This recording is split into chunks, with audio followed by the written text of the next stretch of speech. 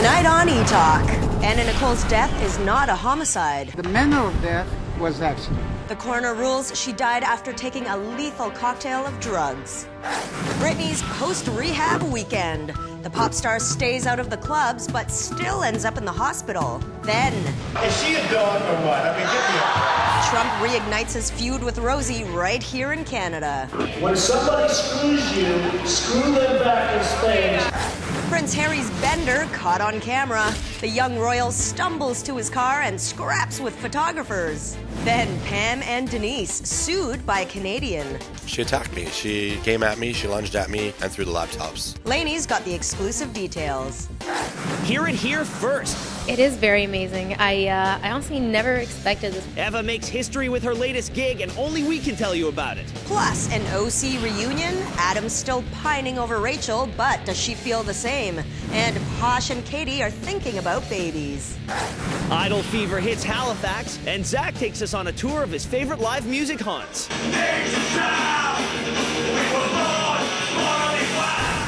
It's Monday, March 26th. We're Canada's #1 source for everything entertainment. Etalk begins right now.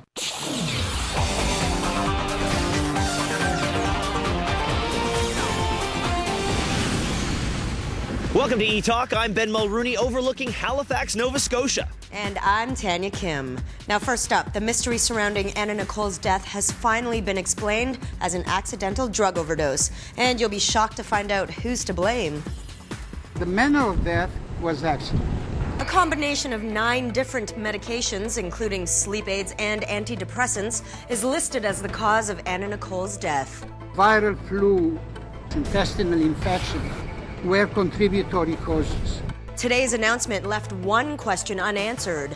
Who in Anna's inner circle allowed her drug use to get so out of hand? In my opinion, she was a very strong kind of person. Often depicted as Howard K. Stern's puppet, it turns out Anna was in fact the mastermind of her own drug use and eventual demise. She was in the center of command. Everybody, or most of the people there, were in some way under her control.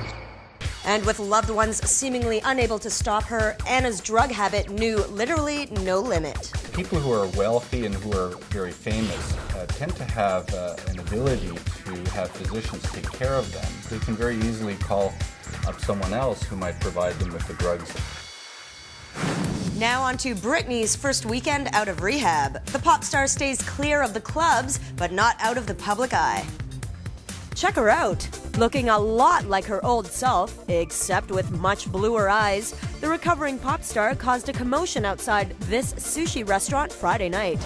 And that was just the beginning. Seen here on Sunday hiding out under a wide-brimmed hat, Britney caused a stir at Victoria's Secret, where she splurged on a leopard print bra and a blue baby doll nightie, among lots of other goodies. This frenzy at the mall was nothing compared to what happened later when she headed to the hospital for what turned out to be just a toothache.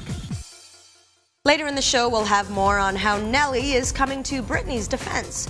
Well, now, a Canadian photographer is suing Denise Richards and Pamela Anderson for alleged assault, battery, and defamation stemming from a confrontation last fall while they were in Vancouver shooting Blonde and Blonder. Lainey's here with all the exclusive details. Hey, Lainey.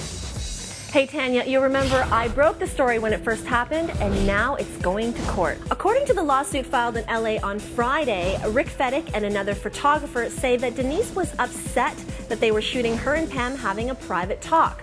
Rick says Denise then came over to them and they got into a verbal fight, which ended with Denise chucking their computers over a balcony. Here's what he told us when it allegedly happened in November. We were watching them have what I call a little tiff, and she bolted upstairs to confront us. I was sitting down in a chair, in a lobby chair, and it wasn't until the person that I was working with glanced at me, she glanced over and saw me with the 2 laptop computers, and you know, she came over and started yelling and screaming at me and calling me bad names, you know, calling me names that I can't say on TV. I asked her to stop many times, and she refused to. I gave her, you know, kind of a warning that, and asked her, to stop. Now, my sources tell me exclusively that the photographers tried to quietly work out an agreement with Denise afterwards, but she wasn't cooperating. I'm also told that the photographers were further insulted when Pam apparently wrote on her blog and went on talk shows describing them as abusive stalkers. In the lawsuit, the photographers say that they felt their reputation was damaged. The photographers also felt that Denise received preferential treatment when she wasn't charged in Canada and are hoping for vindication through the American legal system. Pam and Denise's reps have yet to comment. Next, many hearts were crushed when OC Cuties Rachel Bilson and Adam Brody broke up last year. And while it seems like Rachel's moved on, though her rep has denied a romance with Hayden Christensen, word is Adam has not and is trying to win her back. Supposedly, he wants to take her on vacation, and she's said to be considering the proposition. Finally, Spiderman 3 is coming out in a few weeks, but it looks like the stars Tobey, Macquire, and Kristen Dunst can't stand each other. Supposedly, the bad blood came out of an incident during which Kiki alleged that Tobey was only with his fiancée and baby mother, Jennifer Meyer, because her father is a studio head. Let's hope these two pull it together by the time Spidey's red carpet premiere comes around. Back to you, TK. Absolutely. Thanks so much, Lainey. Thanks, Tanya. There's also more bad blood between Rosie O'Donnell and Donald Trump, and it all started right here in Canada.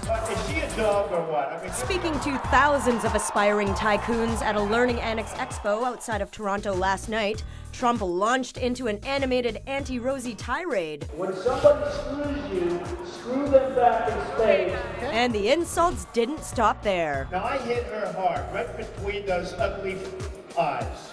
After weeks of calm, Trump reopened his fiery feud with the talk show host, a war of words that began in December after he defended Miss USA Tara Conner. He's the moral authority. Left the first wife, had an affair. Left the second wife, had an affair. Now, despite Rosie's birthday wish for no more feuds, this one's back on, and at a whole new level. I hit her hard, I called her tremendous, and nobody ever hit her. Don't forget, she attacked a friend of mine, Danny DeVito. I called him, I said, Danny, she called you an alcoholic. You're not an alcoholic. I know you. When contacted by Etalk, Rosie was not available for comment. New album, new tour, even a Juno nom. It's been an unforgettable year for Eva Avila. Now only Etalk can tell you about her newest gig. It is very amazing. I honestly never expected this. When I think about, a few months ago, this came as a really awesome surprise. You're hearing it here first. Eva Avila is the new face of Maybelline New York. And to add to the honor, she's the first Canadian to rep the brand. Everybody that I've met, it's just awesome and extremely flattering. And I always thought, don't limit yourself to only one thing. I really think it's awesome that I get to include, fashion and beauty into my musical career because, I love that stuff. I'm a girl.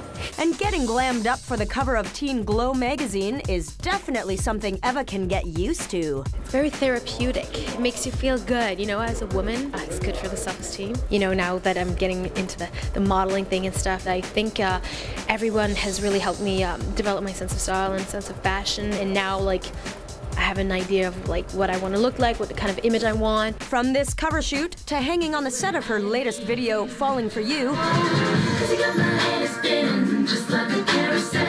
Eva reacts to this monster year of many firsts. It's weird to say. On some level, I already knew I wanted to do this, and I've been working towards this all my life, so it feels like a reward. It feels like I'm finally at that level that I've always wanted to reach, that opens many doors, and it brings me to these really awesome opportunities. I'm just so lucky to be living all of this.